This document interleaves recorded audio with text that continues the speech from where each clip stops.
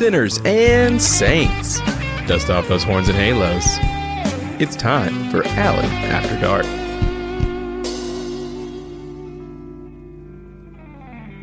Vampire facials. That's not a combination of words I ever thought I'd use. Well, except for the thought of Jacob Anderson, who plays Louis in the TV series Interview with a Vampire, giving me a facial of the protein kind, if you know what I mean.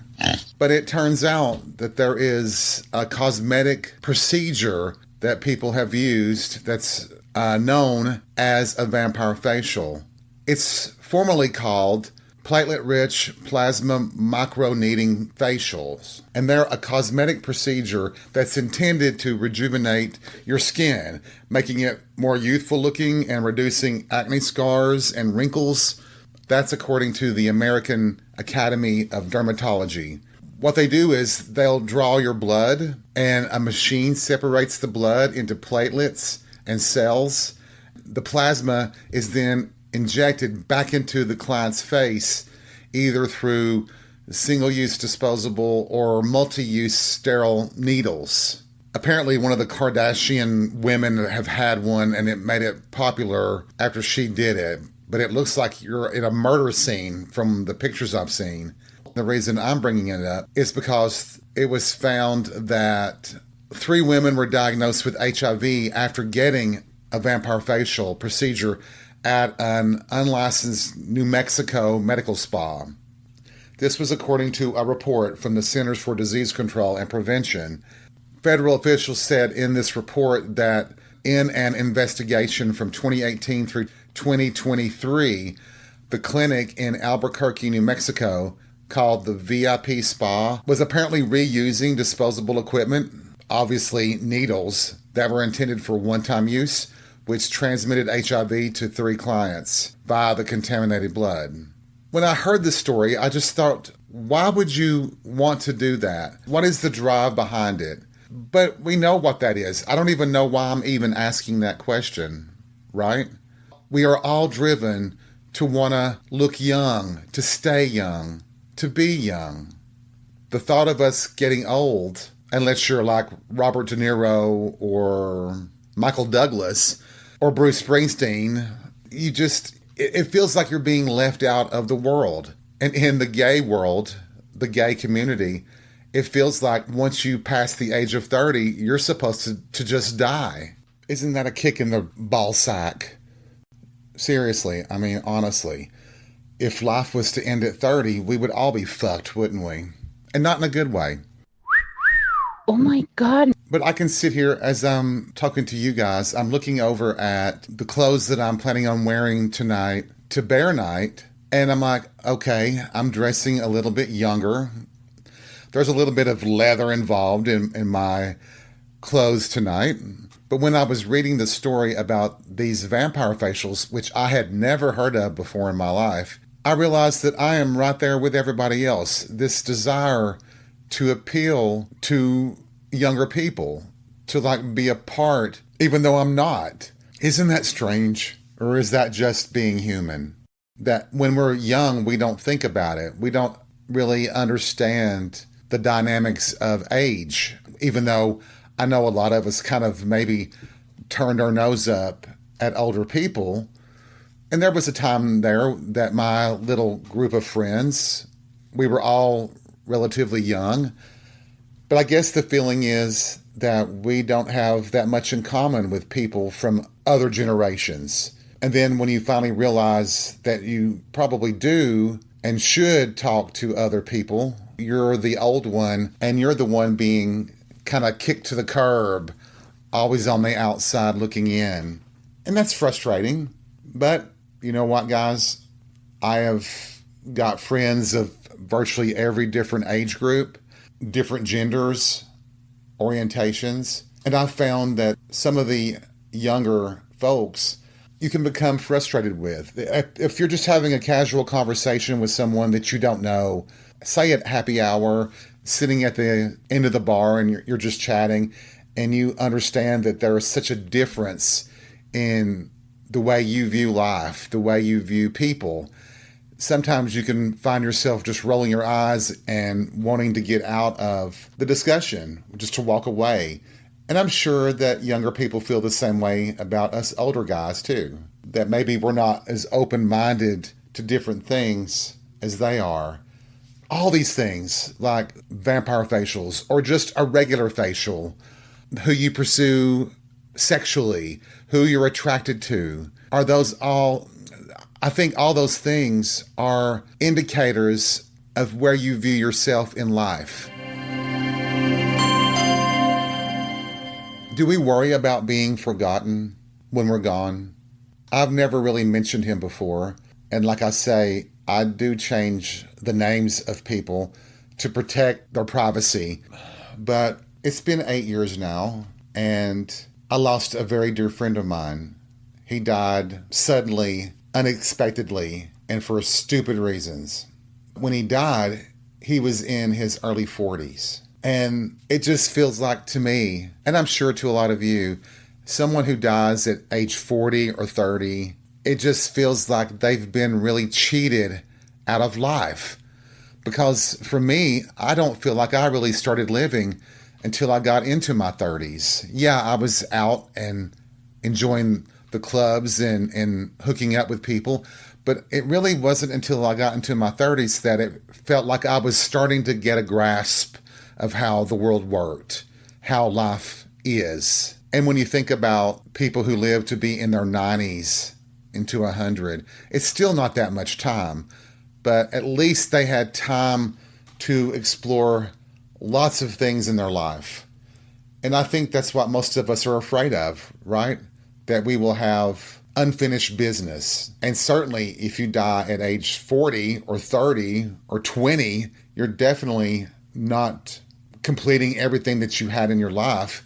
If you have a bucket list, I would doubt that you would ever have it completed by the age of 30. I don't have mine completed at my age, and we're not going to get into that number right now. Just know that I'm over 40.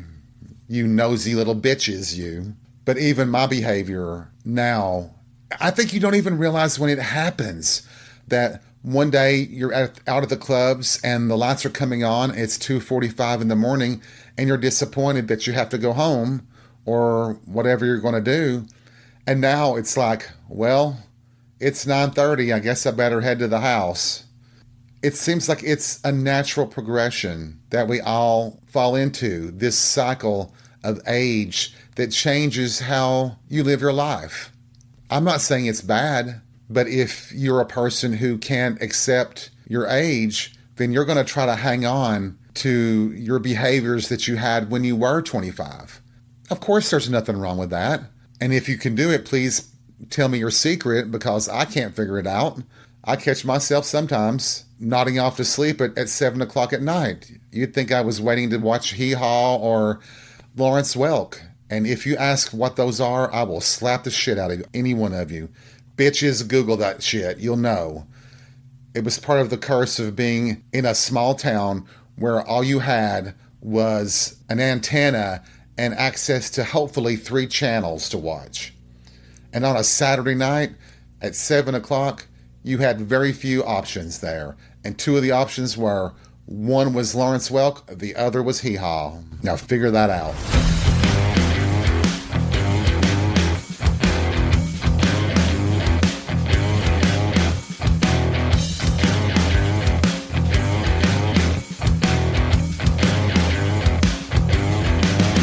When somebody who's young asks me how old I am, I always feel the pressure to lie, to shave off just a few years of my age.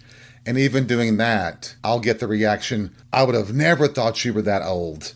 And you don't dress like an old person. And I'm like, well, what the fuck? What does an old person dress like? And then I'll see someone and I'm like, oh yeah, that's what an older person dresses like. Now, once again, you have every right to dress any way you want to. But I still like fashion that looks younger. I don't want to look like an old person. Well, I don't want to behave like an old person. And I don't even know what that means exactly. Even though I guess my behavior is of an old person.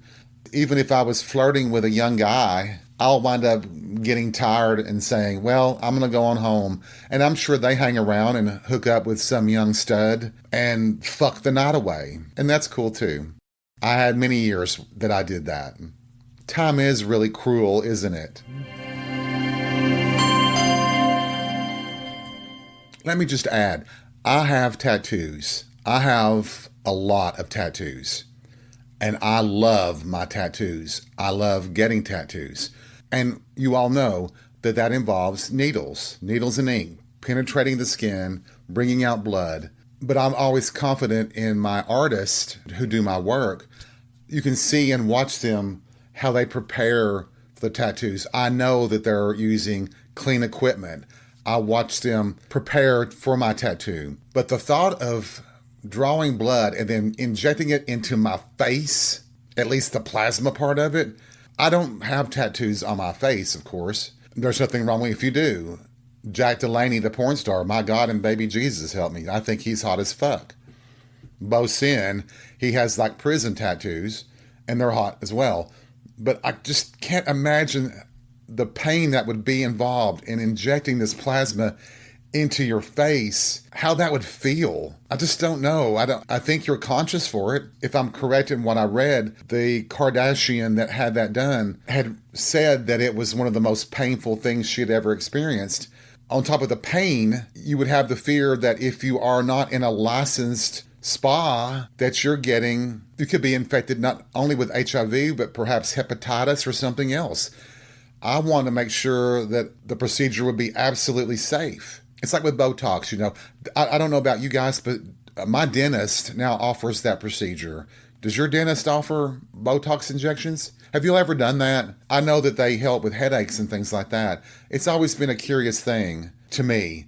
Would I be willing to do something like that if it meant that I looked younger? Honest answer, I don't know.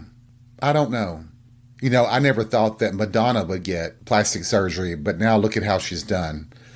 Wow, she's done a lot. And it is that fear. Even the Queen of Pop, the Queen of Country, Dolly Parton, they have a fear of looking old. It's just really interesting. You can't run from your age because everybody knows your age if you're an entertainer, a star, but you can certainly not look like your age. I only want surgery when I have to have it to fix something that's wrong with me. I just don't know about having a surgery for cosmetic reasons. At least not yet. That could change. You never know. When I was really struggling with my weight, I had considered that, what did they call it? Not only liposuction, but what is it that they call that? It's like fat freezing or something? Like cool sculpting? Is that what it's called? Where they apply these freezing cold things to your body and it's supposed to burn away the fat. I don't know that really works, and it's probably very expensive. But I did look into it for a half a second there. I thought about it. But once I got myself back on my diet, and it's a good diet, it's an easier diet, the weight came off. So I didn't have to worry about that. But there can also be health reasons, and my weight loss was vital for long-term health.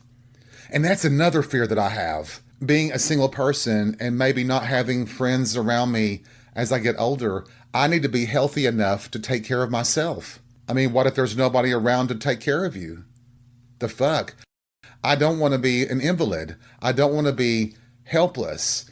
And the main way to prevent that is to try to stay healthy as you can. Listen to your doctor's instructions. Stay in shape. Keep a good weight. Eat healthy. Take your medicines that you're supposed to take. Do the things you can. But once again, though, we only have one life. And you have to have fun and enjoy the time we have. And I gotta say, it really does suck sometimes. Like when I'm at the grocery store and I see the Mohawk man, or I see the bread man, or at the bar and a hot guy walks by. I think it sucks for me that my first thought is, I'm too old for them. They wouldn't have any interest in me whatsoever. And maybe that's the drive that we all have. All of this, the attempt to stay young, to look a certain way, to behave a certain way, is for the purpose of being appealing to people that are young. We always hope that other people find us attractive, right? Nobody wants to be considered ugly, I don't think. Sometimes I like being considered scary. God knows I've accepted long ago that I won't win any beauty pageants, that's for sure. And we've had this talk before about us ugly guys being more aggressive because you've got nothing to lose in the first place. But I'll say this too. If you are like me, who loves being single, it becomes easier to talk to other guys because you're not feeling that pressure, some sort of internal push to connect on a level that would mean a relationship. That might sound odd, but to me, that's part of my truth. I think sometimes guys will speak to me realizing that there is no pressure, that I'm not one who's going to turn into Glenn Close from Fatal Attraction. We'll talk, we have a good time chatting. If it leads to a quickie in the men's room or the parking lot or at a Motel 6, yay. But if it doesn't, all is well. Maybe that's one of the things we need to consider too. Stop being so hard on ourselves. But isn't it funny how I have accepted my personality? I think I'm happy with my life. You could be happy with every aspect of your world except for the superficial part. I just know this. If I looked like Henry Cavill, I would own the world. Part of this discussion might be because of an experience I had just 2 weeks ago. I was at happy hour. Me and the boys, we were in our usual seats talking, and this guy comes in and he goes straight toward the corner of the bar, the table closest to the wall, and immediately I noticed him and I thought, damn, he's hot, he's cute, and he was young being under the age of 30. But I didn't give it another thought. He would come up and get a beer and go back to that table, and he was sitting there, and it seemed like he was waiting for someone. But he was just keeping to himself. He was looking at his phone, I'm sure he was maybe on some of the hookup apps. He was just like this presence in the corner that was attractive. Finally, the vodka kicked in and I had to go pee, and I went to the stall that I normally use, not thinking about it, just peeing, and I come out to wash my hands, and standing at the urinal is this young guy. And of course, it's in the typical fashion of cruising. As I was walking toward the sink to wash my hands, I was looking at him from behind. Nice body, nice everything. And he turned around. He looked at me. And I know that look. I've been around long enough to know that look. And he stepped back a little from the urinal, was shaking that dick at me. And it was a nice one. So I went over. We jumped into the stall. A little hand job action. A little bit of making out, and right off the bat, he was calling me daddy.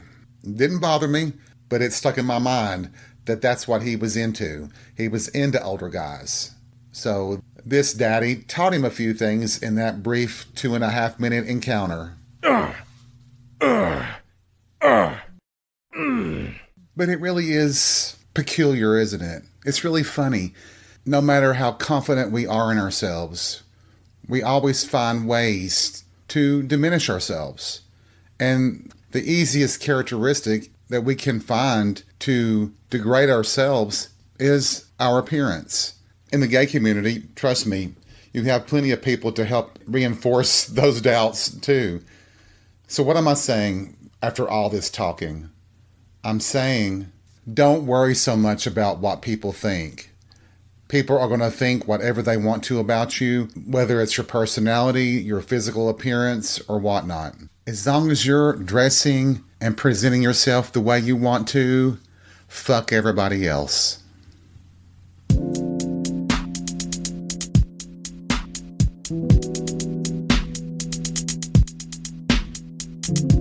Thank you for joining me for this whiny episode of Alan After Dark. I hope you've had some fun. Maybe you've learned something about vampire facials. I have. Remember, take life by the balls and be real. We'll see you soon.